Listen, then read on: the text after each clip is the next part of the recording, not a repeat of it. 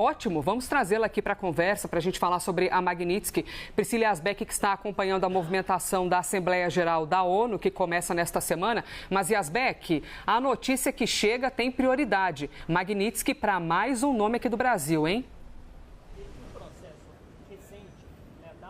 Exatamente, Elisa. E aqui só se fala sobre essa possibilidade de sanções, também sobre como seria esse encontro entre o presidente Lula e o presidente dos Estados Unidos, Donald Trump. Inclusive hoje mesmo, agora há pouco, há cerca de 40 minutos, eu estava conversando com um dos assessores do presidente, perguntando para ele como que ficaria o discurso do presidente Lula se houvesse algum tipo de sanção aplicada antes do discurso de abertura da Assembleia Geral. E aí eles estão evitando muito dizer o que vai ser esse discurso de Lula. Eles falam muito mais nos bastidores, mas, Elisa, o que eles dizem é que o presidente Lula vai falar sobre isso, sobre essas sanções, vai defender a soberania. E uma questão muito importante, Elisa, o que esse assessor me disse nos bastidores é que para o presidente Lula isso é visto como algo que acaba aumentando a popularidade do presidente Lula no Brasil. Inclusive, um comentário que ele fez foi o seguinte: bom, se o presidente Trump falar algo sobre o Brasil e sobre a condenação do ex-presidente Jair Bolsonaro, ele vai dar uma moral enorme para o Brasil. Foram as palavras, então,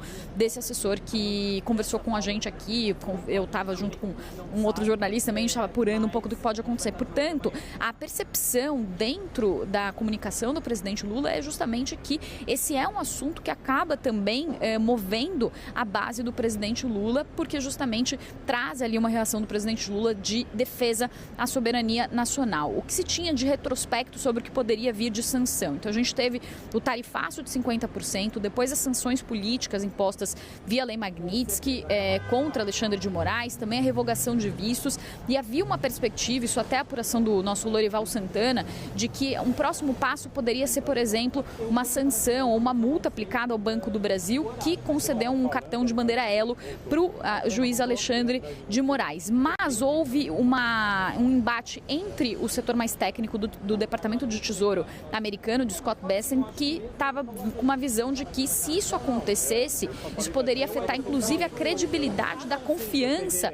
do mercado americano, porque significaria uma sanção a um banco brasileiro, ou o impedimento de um banco brasileiro, por exemplo, fazer operações com dólar, se de fato houvesse uma sanção maior ao Banco do Brasil. Isso poderia mexer com o dólar e com a confiança sobre o mercado americano. Então, foi um embate entre o Tesouro americano e também esse departamento de Estado mais ideológico, influenciado por esses assessores. E aí tem o Christopher Landau, tem o Ricardo Pita, que tem influenciado essas decisões do governo americano contra o juiz Alexandre de Moraes por causa da condenação do ex-presidente Jair Bolsonaro. Um outro ponto também possível seriam as sanções secundárias impostas a países que compram energia da Rússia. O Brasil compra diesel e fertilizante da Rússia, poderia ser uma outra via também de sanções. E, claro, havia essa perspectiva de alguma sanção à esposa do juiz Alexandre de Moraes. Isso já estava no radar, é algo que já vinha sendo comentado, não se sabia exatamente quando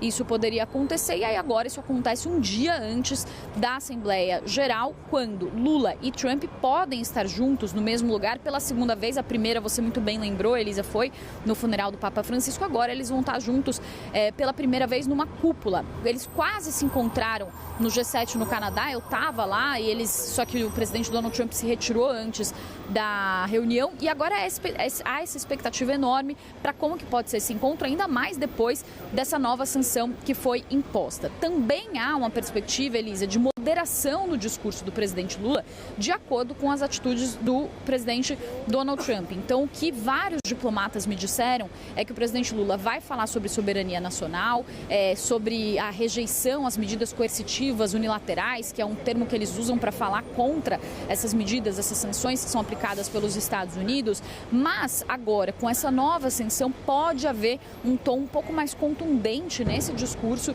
do presidente Lula, que abre a Assembleia Geral da ONU ONU. Isso desde 1955 o Brasil tem essa prerrogativa e logo na sequência vem o presidente Donald Trump. E aí, Elisa, não há possibilidade nenhuma de encontro entre eles. Ontem houve um momento curioso no briefing com jornalistas quando perguntaram para os assessores do presidente, também para o Itamaraty, se haveria uma possibilidade de encontros bilaterais. O assessor achou que os jornalistas estavam se referindo a um encontro entre o Brasil e os Estados Unidos. Ele falou, sim, tem muita chance. E quando nós, jornalistas, falamos, tem muita chance de um encontro com os Estados Unidos, ele riu. Ele, não. Encontro com os Estados Unidos não tem chance. Então, de fato, eles não veem chance nenhuma de um encontro entre Lula e Trump a sós. E o que eles dizem também aqui nos bastidores é que, de fato, o presidente Lula, o que seria conversado, foi o que um assessor também me disse, o que seria conversado numa conversa, se Lula pedisse uma conversa com o presidente Donald Trump, né? Qual que seria o tema dessa conversa? Porque seria, de fato, uma conversa ali de muito embate, até porque as razões para essas sanções, também para a imposição de tarifas, têm sido razões políticas, como o próprio presidente Donald Trump tem admitido, tanto nos decretos que foram colocados para justificar as tarifas, quanto durante as sanções e outros comentários que ele fez e que ele justificou e disse que as sanções são impostas por causa do que ele considera um tratamento injusto do Brasil e do judiciário com o ex-presidente Jair Bolsonaro. Portanto, Elisa, não há nenhuma perspectiva aqui de encontro entre Trump e Lula, não houve nenhuma iniciativa por parte de ambas as diplomacias. Claro que há uma agenda corrida nas assembleias, então outros presidentes brasileiros que se davam bem com presidentes